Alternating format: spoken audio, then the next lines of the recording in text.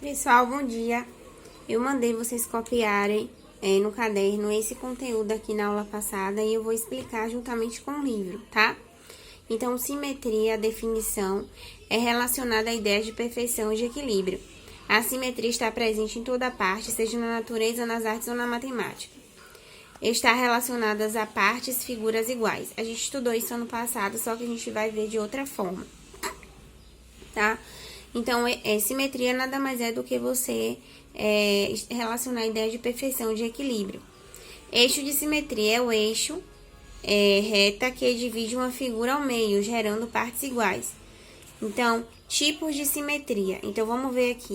Simetria axial, que é a de reflexão, tá certo? No livro tá como simetria de reflexão. É quando uma figura é dividida ao meio por um eixo de simetria, gerando duas partes perfeitamente sobrepostas. Então, eu tenho aqui um coração, eu tenho uma reta, chamado de eixo de simetria, que divide essa figura ao meio, formando, além de duas partes iguais, duas partes sobrepostas. Ou seja, se você colocar uma sobre a outra, fica perfeitamente. Se você virar esse coração pra cá, essa banda pra cá, e colocar essa banda aqui em cima dessa, vai ficar perfeitamente igual,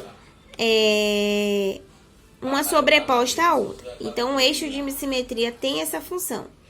Eu utilizo isso na simetria axial, que é chamada de simetria de reflexão. Eu tenho aqui o triângulo também. Eu traço um eixo de simetria, uma reta.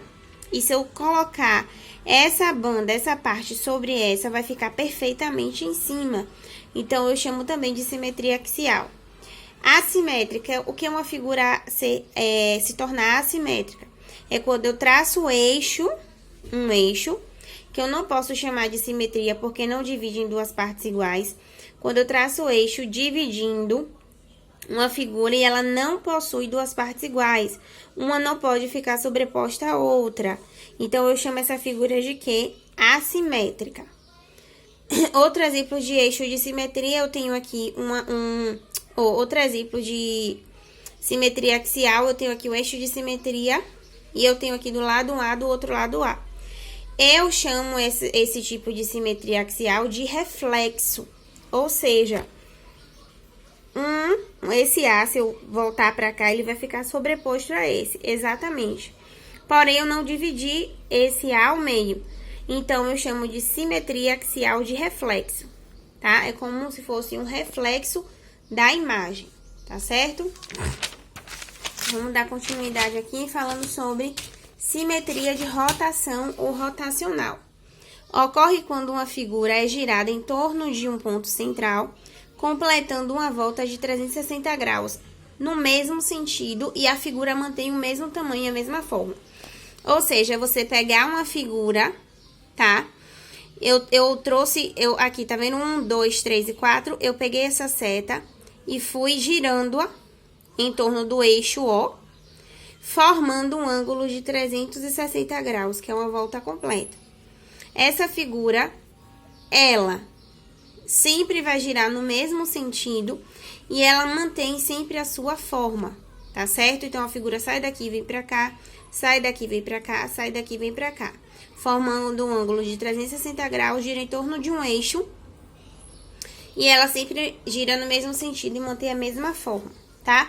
Já a simetria de translação, a gente viu a simetria axial, a simetria de rotação e a simetria de translação. A simetria de translação ocorre quando a figura ela desliza, ou seja, ela desloca na mesma direção e no mesmo sentido, sobre uma reta, mantendo-se sem mudanças. Tanto a de rotação quanto a de translação, a figura ela não é modificada. Só que a diferença da de rotação para a de translação é que a de rotação ela gira em torno de um eixo, formando um ângulo de 360 graus. A de translação não, ela desliza sobre uma reta. Observe a reta aqui de vermelho, eu tenho a figura 1. Ela desliza, vai para o espaço 2 agora. Então, é essa mesma figura que estava nesse lugar e agora está nesse. Ela desliza sobre uma reta, ó. Ela tá aqui na horizontal, aqui ela tá inclinada. E eu chamo de simetria de translação. E eu já expliquei o que é uma figura assimétrica. Assimetria ou assimétrica é quando uma figura é dividida por retas, que eu não posso chamar de eixo de simetria, já que não forma partes iguais, e não forma partes iguais, tá ok? Agora eu vou pro livro na página 254. Tem assim, ó, na página 254, transformações geométricas. Aí aqui eu tenho um movimento de translação. O movimento de translação, ele desliza sobre uma reta. Então, eu digo aqui que tem um triângulo ABC do plano desta página, foi transportado por meio de uma translação. Ele saiu daqui e foi pra cá, ó. A linha B', C', significa que saiu desse lugar e foi para esse. Para uma posição ocupada pelo triângulo a linha B', C'.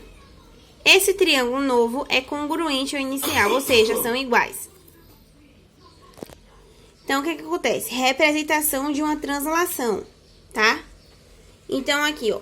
A translação que leva o ponto A ao ponto A' é representado pelo segmento de reta orientado. Vetor. Então, por exemplo, eu saí daqui, esse ponto saiu daqui e foi pra cá. Então, a linha B'. Então, o que é que une esse ponto a esse? Um vetor. Então, esse segmento de reta, gente, no movimento de translação, que faz um ponto ou uma figura sair de um determinado lugar e ir para outro, esse segmento de reta, essa reta, eu chamo de vetor, tá certo?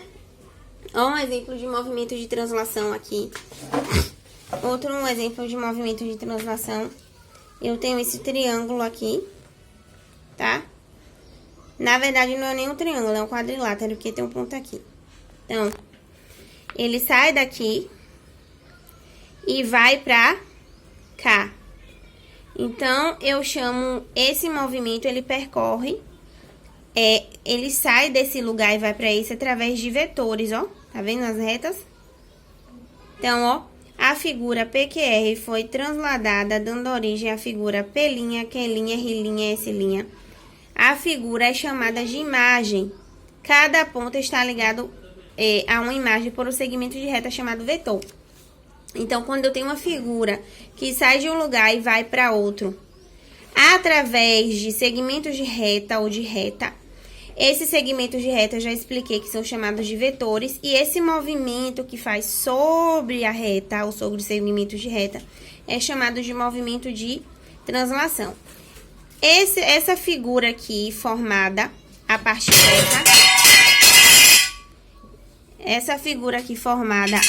dessa, eu chamo de imagem.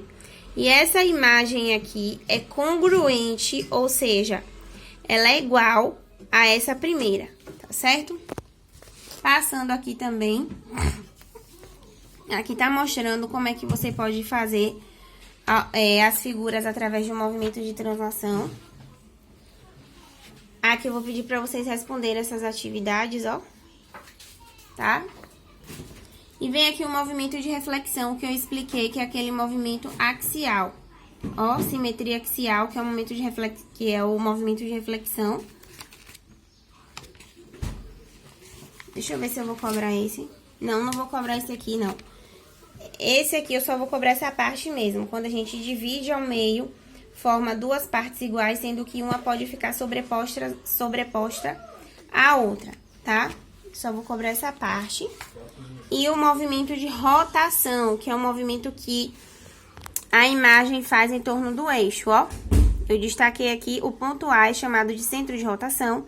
E o ângulo, então eu tinha esse triângulo BAC, tá vendo?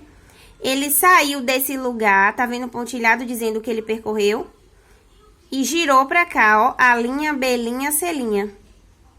Eu formei um novo ângulo, que eu chamo de ângulo de rotação, esse aqui. Tanto esse quanto esse.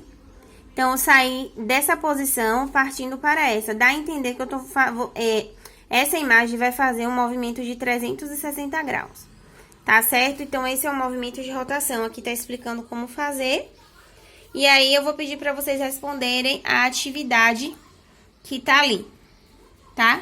Aqui tá explicando também como fazer o movimento de rotação, tá bom?